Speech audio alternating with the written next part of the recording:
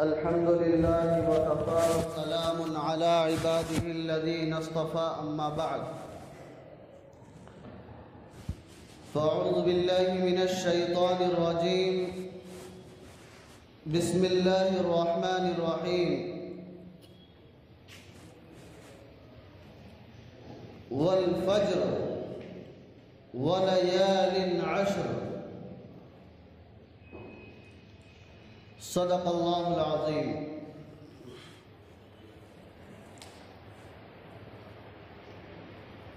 بزرگوں،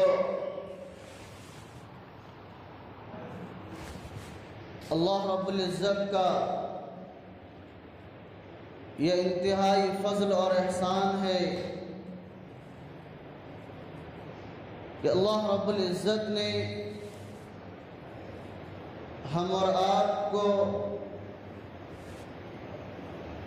اس طرح یکجا اور اکٹھا ہو کر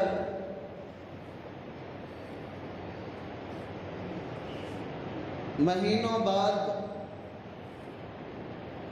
جمعے کی نماز ادا کرنے کے لیے اپنے گھر تک آنے کی توفیق مرحمت فرمائی۔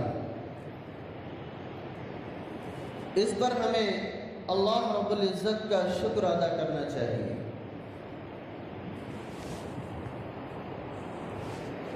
حالات آتے رہتے ہیں، پریشانیاں اور مصیبتیں، آفتیں، بلائیں آتے رہتی ہیں۔ ہمیں ایسے موقع پر صبر، استقامت، ہمت اور استغفار اور اسی طرح سے اللہ رب العزت سے مدد لینا، ان چیزوں کے ذریعے سے حالات کا ہمیں سامنا کرنا چاہیے۔ ابھی ہمارے سامنے جو مہینہ آ رہا ہے اور جو ایک عبادت آ رہی ہے، وہ بھی اللہ رب العزت کی جانب سے ایک امتحان، ایک آزمائش، اور اسی طریقے سے اللہ رب العزت کے ذریعے سے اپنے بندے کو لیا گیا ایک امتحان ہے، اور اسی کی یادگار میں اللہ رب العزت نے اس کو واجب قرار فرمایا ہے۔ آنے والا مہینہ ذی الحجہ کا مہینہ ہے۔ آج ذی القعدہ کی 27 تاریخ ہو چکی ہے۔ قرآن کریم کی آیت ابھی تلاوت کی گئی۔ اس آیت کریمہ میں اللہ رب العزت نے قسم کھائی ہے، والفجر وليال عشر،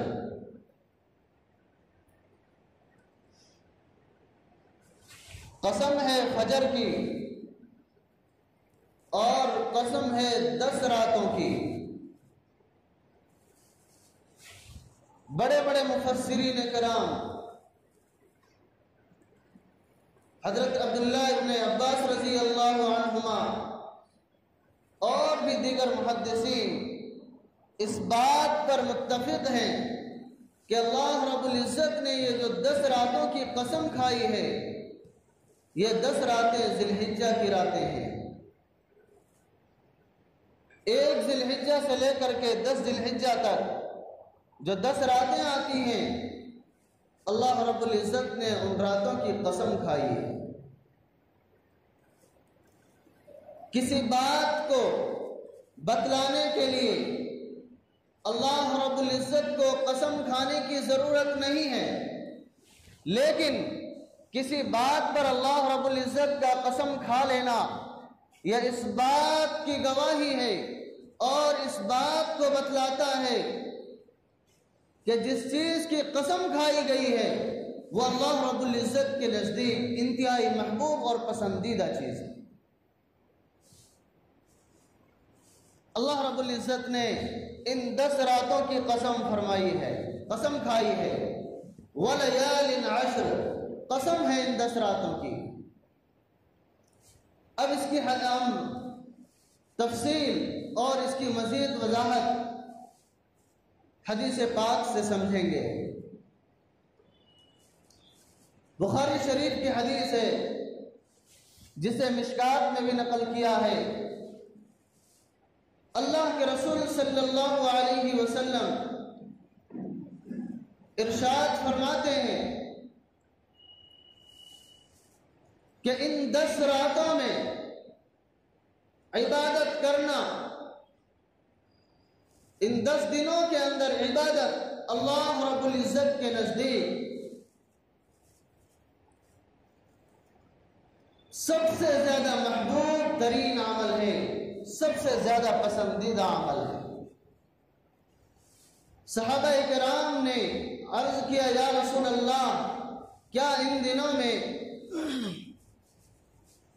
اللہ کے راستے میں جہاد کرنا بھی اتنی اہمیت نہیں رکھتا ہے جتنی کہ ان دنوں کے اندر عبادت کرنا اہمیت رکھتا ہے؟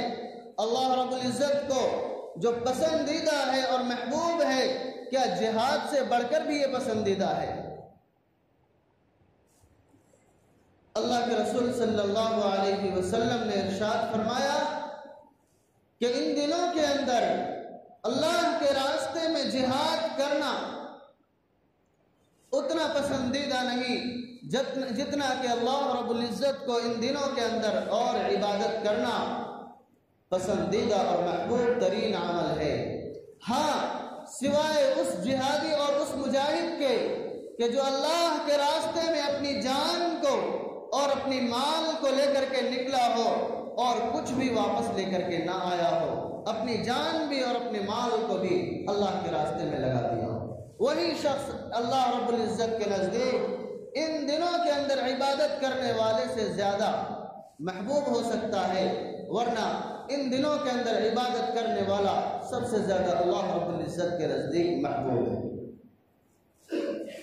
غور کرنے کا مقام ہے، کتنی فضیلت اور کتنی اہم بات ہے کہ جس کو جناب نبی اکرم صلی اللہ علیہ وسلم نے اپنے پاک ارشاد کے اندر اس کو بیان فرمایا ہے کہ ان دنوں کے اندر عبادت کرنا انتہائی زیادہ محبوب ترین عمل ہے، اللہ کو سب سے زیادہ پسندیدہ ہے۔ لیکن ہم اور آپ اس سے غافل ہیں، ہمیں اس کی طرف ذہن نہیں جاتا ہمارا، حالانکہ اس پر غور کرنے کا مقام ہے اور ان عبادات کی طرف توجہ دینے کی ضرورت ہے۔ کئی حدیث پاک اس سلسلے میں وارد ہوئی ہیں۔ بخاری شریف کی ایک حدیث ہے، اللہ کے رسول صلی اللہ علیہ وسلم نے ارشاد فرمایا کہ جو شخص ان 10 دنوں کے اندر کسی بھی ایک دن کے اندر بھی روزہ رکھتا ہے تو اس ایک روزے کی فضیلت پورے 1 سال روزے رکھنے کے برابر ہے۔ اگر کوئی شخص ہمت کر کے اور 10 روزے اگر رکھ لیتا ہے، 9 روزے رکھ لیتا ہے، 10 ذی الحجہ کو روزہ نہیں رکھا جا سکتا، صرف 9 روزے رکھ سکتے، تو اگر کوئی 9 روزے رکھ لیتا ہے تو اس کے لیے کیا فضیلت ہوگی؟ 10 سال کی عبادت کا ثواب مل جائے گا۔ وہ کیسے؟ ایک اور حدیث پاک، اللہ کے رسول صلی اللہ علیہ وسلم نے ارشاد فرمایا کہ اگر کوئی شخص عرفہ کے دن کا روزہ رکھتا ہے، عرفہ کا دن 9 ذی الحجہ، جس وقت حاجی لوگ میدان عرفات میں جمع ہو کر کے اللہ کے روبرو دعا کرتے ہیں اور اللہ سے التجا کرتے ہیں، اگر اس دن اگر کوئی شخص یہاں روزے رکھ لیتا ہے تو مسلم شریف کی صحیح روایت ہے، جناب نبی اکرم صلی اللہ علیہ وسلم نے ارشاد فرمایا کہ میں اللہ رب العزت سے اس بات کی امید کرتا ہوں کہ اس کے 2 سال کے گناہوں کا کفارہ ہو جائے گا، اور ایک روزے کی فضیلت یہ ہوگی کہ اس کے 2 سال کی عبادت کا ثواب ہوگا، یعنی اس کے 2 سال کے گناہوں کا کفارہ ہوگا، ایک گزشتہ اور ایک آئندہ۔ اس طریقے سے 9 روزے رکھنے سے بھی 10 سال کی عبادت کا اور 10 سال کی فضیلت ہمیں حاصل ہوتی ہے۔ کرے اور تھوڑی سی اگر اپنے دل کے اندر یہ اس بات کو ٹھان لے تو سارے کام آسان ہو جاتے ہیں۔ روزہ رکھے جا سکتے ہیں، اگر اتنی نہ رکھ سکتا ہو تو کم از کم 1-2 روزے ضرور رکھنے چاہیے کہ اللہ کے رسول صلی اللہ علیہ وسلم نے بڑی تاکید فرمائی ہے، اس کی حدیث پاک کے اندر اس کی بڑی فضیلت وارد ہوئی ہے۔ ایک اور حدیث پاک جناب نبی اکرم صلی اللہ علیہ وسلم نے ارشاد فرمایا کہ اگر کوئی شخص ان 10 راتوں میں سے بھی کسی ایک رات میں بھی عبادت کرتا ہے، قیام اللیل، اللہ کے سامنے کھڑا ہوتا ہے، اللہ کے سامنے رو رو کر کے دعا کرتا ہے، نفل عبادات کرتا ہے، نمازیں پڑھتا ہے، ذکر اللہ اور تسبیحات کی کثرت کرتا ہے، تو اس ایک رات کے اندر بھی عبادت کرنے کی فضیلت ایسی ہے جیسا کہ کسی نے شب قدر کے اندر فضیلت حاصل کی ہو۔ یعنی شب قدر کے اندر عبادت کرنے کی جو فضیلت ہے، ان 10 راتوں میں سے بھی کسی رات کے اندر عبادت کرتا ہے کوئی، تو وہ شب قدر کے برابر عبادت کا ثواب اور فضیلت حاصل کرتا ہے۔ شب قدر کی کیا فضیلت ہے ہم اس کو خوب جانتے ہیں، بار بار سنتے ہیں، ابھی رمضان المبارک میں بھی سن کر کے آئے اس کے بارے میں۔ قرآن کریم میں اللہ رب العزت ارشاد فرماتا ہے خیر من 1000 شہر، یہ 1000 مہینوں سے بہتر ہے، یہ ایک رات 1000 مہینوں سے بہتر ہے۔ انا انزلناہ فی لیلۃ القدر وما ادراک ما لیلۃ القدر لیلۃ القدر خیر من 1000 شہر۔ جانتے ہو لیلۃ القدر کیا ہے؟ کیا آپ کو معلوم ہے لیلۃ القدر کیا ہے؟ لیلۃ القدر، شب قدر کی رات، وہ رات ہے جو 1000 مہینوں سے بہتر ہے۔ اگر انسان اس ایک رات کے اندر عبادت کر کے 1000 مہینوں کی فضیلت حاصل کر سکتا ہے تو کتنی خوش قسمتی کی بات ہے۔ محدثین کرام نے شب قدر کے بارے میں، اس کی تعیین کے بارے میں آپ جانتے ہیں کہ بہت سارے اختلافات آئے ہیں، اور حدیث پاک بھی اس سلسلے میں بہت زیادہ مختلف ہیں، اور اس کا متعین اور پرفیکٹ کس رات کے اندر ہے وہ یہ متعین نہیں ہے حدیث پاک کے اندر۔ لیکن اس 10 راتوں کی فضیلت کے سلسلے میں جناب نبی اکرم صلی اللہ علیہ وسلم نے متعین کر کے، نشچت کر کے یہ بتلا دیا ہے کہ ان 10 راتوں میں سے بھی اگر کوئی ایک رات بھی عبادت کر لیتا ہے تو گویا کہ اس نے شب قدر کے اندر عبادت کی ہے اور اس نے شب قدر کی فضیلت حاصل کی۔ تو گویا کہ حدیث پاک کے روح سے ہمیں شب قدر کی ایک طرح سے تعیین ملی ہوئی ہے اور ایک آفر ملا ہوا ہے، ہم چاہیں تو فضیلت حاصل کر سکتے ہیں، لیکن ہمیں فرصت نہیں۔ ہمت کریں تو پھر کیا نہیں، سب کچھ ہو سکتا ہے۔ دنیا کے ہم سارے امور انجام دیتے ہیں اپنے دل کے اندر ٹھان کر کے، کوشش کر کے، نیت کر کے، ارادے سے ہم سارے امور کو انجام دیتے ہیں۔ اگر ہم اس بات کو بھی اپنے دل پر لے لیں، ٹھان لیں، تو اللہ رب العزت ہمیں بھی اس سے سرفراز فرمائیں گے، اور جو حدیث پاک کے اندر فضیلت آئی ہے ہم اس سے بہرور ہوں گے۔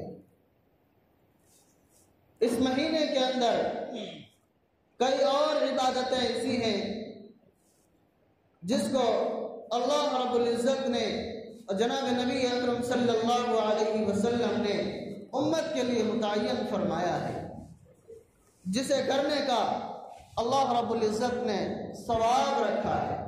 ہمیں ان امور پر بھی توجہ دینے کی ضرورت ہے۔ اللہ کے رسول صلی اللہ علیہ وسلم نے ارشاد فرمایا کہ اگر تم میں سے کوئی شخص قربانی کرنا چاہتا ہے، اگر اپنے نام سے وہ قربانی کر رہا ہے، تو چاہیے کہ جب ذی الحجہ کا چاند نظر آ جائے تو وہ اپنے بال اور ناخن نہ کاٹے۔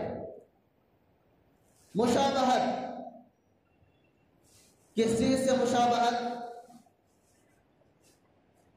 جب حاجی وہاں جاتے ہیں مکہ المکرمہ اور احرام باندھتے ہیں تو احرام کے ساتھ ساتھ ان پر پابندیاں عائد ہو جاتی ہیں کہ وہ ناخن نہیں کاٹ سکتے، بال نہیں کاٹ سکتے، لہذا اور بھی بہت سارے امور ہیں ان کے لیے۔ تو اللہ کے رسول صلی اللہ علیہ وسلم کا یہ فرمان اگر ہم توجہ دیں تو گویا کہ اللہ کے رسول صلی اللہ علیہ وسلم نے اس سے مشابہت اختیار کرنے کے لیے کہا ہے کہ جو شخص جس سے مشابہت اختیار کرتا ہے اس کا انجام بھی اسی کے ساتھ ہوا کرتا ہے۔ ہمارے بزرگوں میں سے حضرت مولانا عبدالحی صاحب رحمۃ اللہ علیہ اس بات کو فرمایا کرتے تھے کہ اللہ کے رسول صلی اللہ علیہ وسلم نے جو یہ تاکید فرمائی ہے کہ تم جب عشر ذی الحجہ کا چاند نظر آ جائے تو اپنے بال اور ناخن کو نہ کاٹو، یہ اللہ رب العزت کی طرف سے اشارتاً اس بات کو بتلانا ہے کہ ہم جس کی مشابہت اختیار کر رہے ہیں یعنی حاجیوں کی مشابہت، تو جو ہم ان کو نوازتے ہیں ہم تمہیں بھی نوازنا چاہتے ہیں، لہذا تمہیں بھی اس کی مشابہت اختیار کرنی چاہیے۔ حضرت مولانا عبدالحی صاحب رحمۃ اللہ علیہ اس بات کو ارشاد فرمایا کرتے تھے اور اس بات کے اندر کچھ نہ کچھ تاکید ہے جو کہ حدیث پاک سے ہمیں اس کا اشارہ ملتا ہے کہ جناب نبی اکرم صلی اللہ علیہ وسلم خاص انہی دنوں میں حاجیوں کی مشابہت اختیار کرنے کے لیے کیوں فرمایا؟ اس کا کوئی تو کارن ہوگا، کوئی تو ریزن ہوگا۔ وجہ یہی ہے کہ اللہ رب العزت ہمیں نوازنا چاہتا ہے۔ کئی باتیں ہمارے سامنے اس سلسلے میں آئی۔ نمبر 1 میں ہمیں ان دنوں کی قدر پہچاننی چاہیے۔ عشر ذی الحجہ کے اندر جو 10 دن ہمیں ملے ہیں اس کو انتہائی احتیاط کے ساتھ، عبادت کے ساتھ اور وقت کو قیمتی بنا کر کے گزارنا چاہیے کہ جناب نبی اکرم صلی اللہ علیہ وسلم نے ان دنوں کے اندر عبادت کرنا جہاد سے بھی افضل بتلایا ہے، جہاد فی سبیل اللہ سے بھی افضل بتلایا ہے۔ سوچئے جہاد فی سبیل اللہ کے بارے میں کیا فضیلتیں ہیں، قرآن و حدیث کے اندر بھرپور پڑے ہوئے ہیں، ان فضیلتوں کو ہم وہاں دیکھ سکتے ہیں، پڑھ سکتے ہیں۔ اللہ کے راستے کے اندر جو جہاد کے لیے نکلتا ہے اس کا اگر ایک دھول بھی اس کے بدن پر کہیں لگ جاتا ہے تو اللہ رب العزت جہنم کی آگ اس پر حرام قرار دے دیتے ہیں۔ اتنی بڑی فضیلت اس کے لیے آئی ہے، لیکن ان دنوں کے اندر عبادت کرنا جناب نبی اکرم صلی اللہ علیہ وسلم کی صحیح حدیث آپ صلی اللہ علیہ وسلم فرماتے ہیں اس سے بھی بڑھ کر کے ہے ان دنوں کے اندر عبادت کرنا۔ سوچئے کتنی بڑی فضیلت کی بات ہے۔ دوسرے ہے ان دنوں کے اندر روزہ رکھنا، خاص عبادات متعین فرما کر کے۔ ایک تو عام عبادات کچھ بھی کر سکتے ہیں، قرآن کی تلاوت، ذکر، اذکار، صدقہ، خیرات کچھ بھی کر سکتے ہیں، ایک تو ایک عام عبادت ہوئی، لیکن حدیث پاک کے اندر خاص عبادت میں سے ان دنوں کے اندر ایک یہ ہے کہ ہم ان دنوں کے اندر روزہ رکھیں، اور نہ ہو سکے تو کم از کم عرفات کا روزہ ضرور رکھنے کی کوشش کریں، 9 ذی الحجہ کا روزہ رکھنے کی ضرور کوشش کریں کہ یہ اور مزید فضیلت کی بات ہے کہ اس کے اندر 2 سال کے گناہ معاف ہو جاتے ہیں، ایک اگلے اور ایک پچھلے۔ اللہ رب العزت ہم اور آپ کو ان باتوں پر عمل کی توفیق مرحمت فرمائے۔ ان دنوں کے اندر روزے، ان راتوں کے اندر نفل عبادات کرنے کی توفیق مرحمت فرمائے۔